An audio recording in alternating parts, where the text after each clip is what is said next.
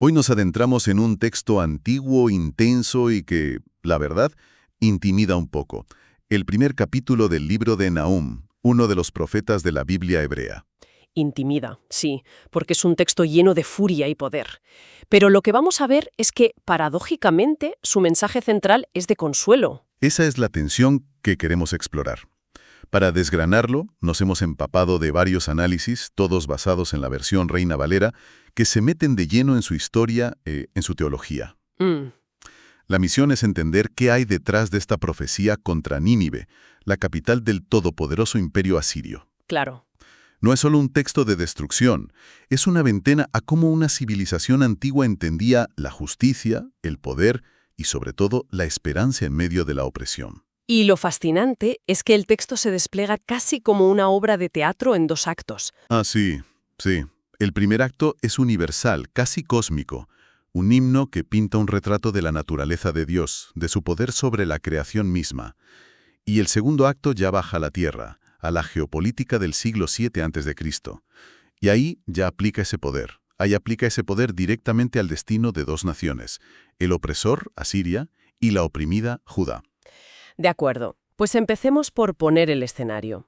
Porque sin el contexto, este capítulo puede parecer simplemente una rabieta divina. Totalmente. Las fuentes nos sitúan en un periodo muy concreto, entre los años 663 y 612 a.C.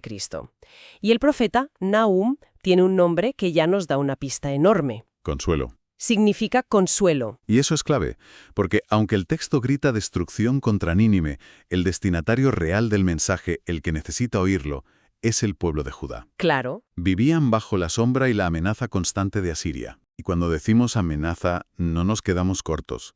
Los análisis son unánimes en describir a Asiria no solo como una superpotencia militar, sino como, como un régimen de terror. sí, es que su política de Estado era la crueldad extrema. Empalamientos, despellejamientos. Eso es.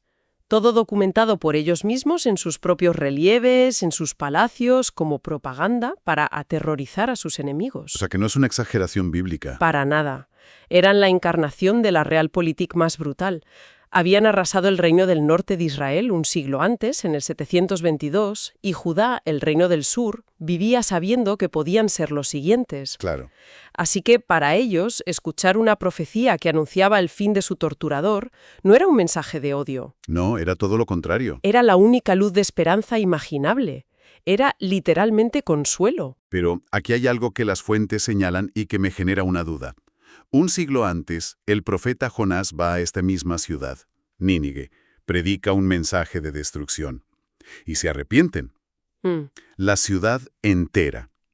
¿Qué pasó en esos 100 años? O sea, ¿cómo se pasa de un arrepentimiento masivo a ser el objetivo de una aniquilación total? Esa es la pregunta del millón y es la que da la verdadera profundidad a Nahum. La conclusión que se extrae es que el arrepentimiento de la época de Jonás fue o bien superficial o, desde luego, no perduró. ¿No caló? No caló. Para la generación de Nahum, Nínive no era una ciudad que se había equivocado y necesitaba un aviso. Era un sistema que había elegido conscientemente la violencia, A pesar de la advertencia. a pesar de haber tenido una oportunidad clarísima para cambiar. El juicio de Nahum no llega en un vacío, llega tras una segunda oportunidad malgastada. Entendido. No es un primer aviso, es una sentencia. Con ese escenario tan cargado en mente, vamos a ese primer acto que mencionabas, ese retrato del poder que encontramos en los versículos del 1 al 8. Venga. Es curioso porque empieza sin nombrar a Nínive. Es pura teología. Sí, antes de decir esto es lo que va a pasar, el texto dice, este es el tipo de universo en el que vivís, y arranca con una fuerza tremenda. Jehová es Dios celoso y vengador. Jehová es vengador y lleno de indignación. Son palabras que a un oído moderno le suenan muy ásperas. Mucho. Totalmente.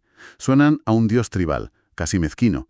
Pero el texto mismo se encarga de matizarlo casi de inmediato. Enseguida. El versículo 3 es el contrapeso. Jehová es tardo para la ira y grande en poder. Ahí está la tensión. No es un Dios de gatillo fácil. Es que es crucial entender qué significaban esas palabras en su contexto. Celoso no se refiere a la envidia humana, sino a una pasión protectora por su pueblo y por su propio honor. Por la justicia. Por la justicia. y vengador no es una revancha personal e impulsiva, sino la ejecución de una justicia retributiva. Es la idea de que hay un orden moral en el universo. Y que las acciones tienen consecuencias. Exacto. La paciencia, ese tardo para la ira, da la oportunidad de cambiar, pero no anula la justicia si no hay cambio. Vale. Una vez establecido este carácter, esta mezcla de paciencia y justicia implacable, el texto cambia de marcha y empieza a describir su poder de una forma que es abrumadora. Sí, es poesía, a una escala cósmica. Los versículos 4 al 6 son una sucesión de imágenes de la naturaleza doblegándose. Él reprende al mar y lo hace secar. Los montes tiemblan delante de él y los collados se derriten. Lo que está haciendo el texto es establecer la verdadera escala del poder. El argumento es, si las fuerzas más primarias y salvajes de la creación obedecen su voz, ¿qué es un imperio humano? Por muy grande que sea. Es una forma de decir, vuestras murallas son altas y vuestros ejércitos temibles, pero no jugáis en esta liga. Eso es. Pone a Siria en su sitio, que es un sitio minúsculo en comparación. Exacto. Y justo cuando la descripción de este poder terrorífico llega a su clímax, cuando casi puedes sentir el suelo temblar, el texto pega un giro de 180 grados. El versículo 7. Llega el versículo 7, que todos los análisis califican como el corazón del capítulo. Jehová es bueno, fortalece en el día de la angustia, y conoce a los que en él confían. Es un cambio de tono brutal. Te está describiendo un poder capaz de disolver montañas y de repente te dice que ese mismo poder es un refugio. Ahí se ve clarísima esa dualidad del mensaje. Totalmente. Lo que los análisis destacan es que la experiencia que uno tiene de ese poder depende de dónde se posicione respecto a él. Para el soberbio, como Nínive, es un fuego consumidor. Y para el vulnerable. Para el que es vulnerable y busca refugio, como Judá, es una fortaleza inexpugnable. Es el mismo poder, pero con dos efectos opuestos. Y esa palabra final, conoce, es potentísima. No es un conocimiento pasivo, de sé que existes. No. Los textos hebreos usan ese verbo para implicar una relación íntima, un cuidado activo. No es un Dios lejano que observa. Sino uno que está implicado con los que confían en él. Perfectamente dicho. Y una vez establecido ese doble carácter de Dios, juez implacable del opresor y refugio íntimo del oprimido, la profecía ya está lista para aterrizar. Ujú. Vale, entonces tenemos este retrato de un poder cósmico que es a la vez terrible y protector. La pregunta obvia es, ¿y esto qué tiene que ver con Nínive? Claro. Y ahí es donde el profeta, a partir del versículo 9, cambia el objetivo y apunta directamente. Empieza el segundo acto, el juicio y la liberación.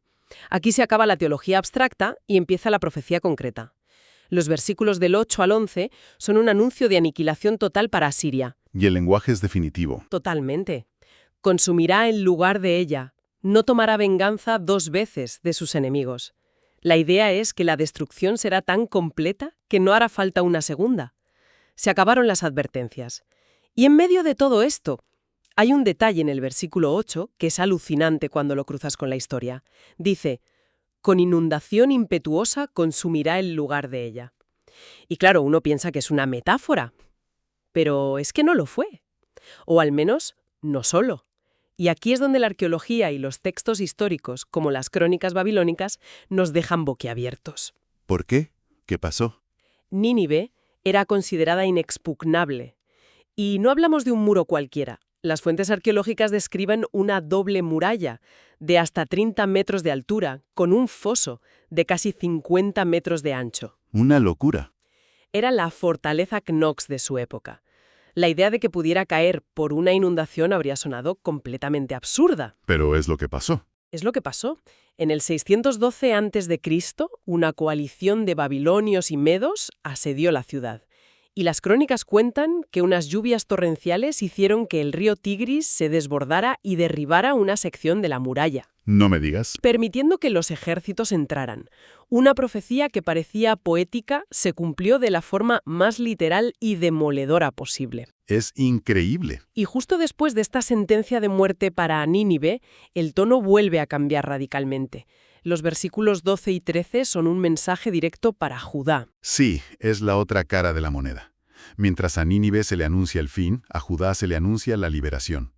El texto dice, aunque sean robustos y numerosos, serán cortados. Afligite, pero no te afligiré más, porque ahora quebraré su yugo de sobre ti. Y romperé tus coyundas. Es una promesa directa y personal. El yugo asirio, ese peso constante de tributos, de miedo, de humillación. Tiene fecha de caducidad. Exacto. Es que hay que imaginar lo que significaba escuchar eso. No era una idea teológica abstracta, era la promesa de que la bota que tenían en el cuello iba a desaparecer. El alivio que debió sentir la gente es casi inimaginable. Uf. Y la sentencia contra Nínive se remata en el versículo 14, que es casi un decreto judicial divino. Se ordena el fin de su dinastía, que su nombre sea borrado de la historia y que sus ídolos sean destrozados. ¿Sí? El texto termina con una frase lapidaria: «Yo te prepararé tu sepulcro porque fuiste vil». Y con el opresor sentenciado, el capítulo termina con una de las imágenes más famosas, más esperanzadoras de toda la profecía bíblica, en el versículo 15. Sí. «He aquí sobre los montes los pies del que trae buenas nuevas, del que anuncia la paz». Es una imagen cinematográfica casi. Los estaban esperando. Es el cierre perfecto. Después de tanta oscuridad, la imagen final es de liberación. ¿Y de celebración? Y de celebración, sí. El mensajero anuncia que el tirano ha caído y que ya pueden volver a celebrar sus fiestas en paz. Pero lo que es realmente fascinante de este versículo es cómo ha viajado a través de la historia. ¿Te refieres a su uso posterior? Exacto. En su contexto original, es una noticia de liberación política y militar. Es literalmente la mejor noticia del mundo para el pueblo de Judá. Claro. Pero siglos más tarde, el apóstol Pablo, en su carta a los romanos, toma prestada esta misma imagen para describir algo completamente distinto: al mensajero del Evangelio, al que trae las buenas nuevas de la salvación. Justo, en un sentido espiritual. Un texto que nació para anunciar la caída de un imperio se reutiliza para anunciar un reino que no es de este mundo. Es un ejemplo increíble de cómo estos textos antiguos pueden adquirir nuevas capas de significado. Vale, hemos recorrido todo el capítulo. Si intentamos destilar las grandes ideas, lo que realmente nos queda después de este análisis, ¿qué sería lo principal? Yo diría que la primera idea, y la más radical, no es tanto la soberanía de Dios, que suena muy abstracto, sino la idea de que la historia es, en el fondo, un drama moral. Asiria cree que domina el mundo por su poder militar, pero Nahum la juzga por su carácter. Por su soberbia e injusticia. Eso es la idea revolucionaria de que la brújula moral del universo pesa más que el ejército más grande del mundo. Me gusta ese enfoque. No es poder por poder, sino poder al servicio de una justicia. Y eso conecta con la segunda idea, esa dualidad que hemos visto todo el rato. Sí, esa tensión entre justicia y bondad. Pero más que una tensión, uno de los análisis lo formula de una manera que me parece brillante. A ver. No es que Dios sea vengativo a pesar de ser bueno. Es que su bondad exige que se haga justicia. Su bondad es incompatible con la opresión perpetua. O sea, para que la bondad sea real para el oprimido. La injusticia del opresor tiene que terminar. No pueden coexistir. Y eso nos lleva directamente al tercer punto, el consuelo. El nombre del profeta, claro. Para el pueblo que está siendo aplastado, el anuncio de que su opresor será juzgado no es un mensaje de odio, es en realidad un acto de gracia. Es el mensaje de esperanza más potente que pueden escuchar. La promesa de que su sufrimiento no es la palabra final. Exactamente. Y la última idea sería la futilidad del poder injusto. Nínive era el centro del universo conocido, y Nahum, un profeta de una pequeña nación vasalla, se atreve a proclamar su fin con una certeza absoluta. ¿Y la historia le dio la razón? La historia le dio la razón. Es un recordatorio de que cualquier sistema basado en la pura fuerza bruta y la crueldad lleva dentro la semilla de su propia destrucción. Al final te das cuenta de que el primer capítulo de Nahum es mucho más que una antigua maldición contra una ciudad. Muchísimo más. Es toda una declaración de principios sobre el poder, la justicia y la esperanza, escrita para un pueblo que vivía con el miedo metido en los huesos. Así es. Pinta un universo donde la crueldad no tiene la última palabra y donde incluso en medio del caos y el juicio existe un refugio, una fortaleza para los vulnerables. Para terminar, hay una idea que hemos tocado al principio, pero que creo que merece ser el pensamiento final. El contraste entre este libro, Nahum, y el de Jonás. Sí. Es la misma ciudad, Nínive, el mismo Dios, pero dos mensajes radicalmente opuestos con 100 años de diferencia. Uno de misericordia incondicional y otro de juicio inapelable. Y eso nos deja con una pregunta abierta, una que trasciende la historia antigua y nos interpela directamente. ¿Qué ocurre cuando a una sociedad o incluso a una persona se le da una segunda oportunidad clara para cambiar y elige conscientemente volver a sus caminos destructivos? Es una buena pregunta. Los libros de Jonás y Nahum, leídos juntos, no ofrecen una respuesta fácil. Ofrecen una narrativa compleja y desafiante sobre el arrepentimiento, las consecuencias y quizás sobre la idea de que la paciencia, aunque inmensa, no es infinita.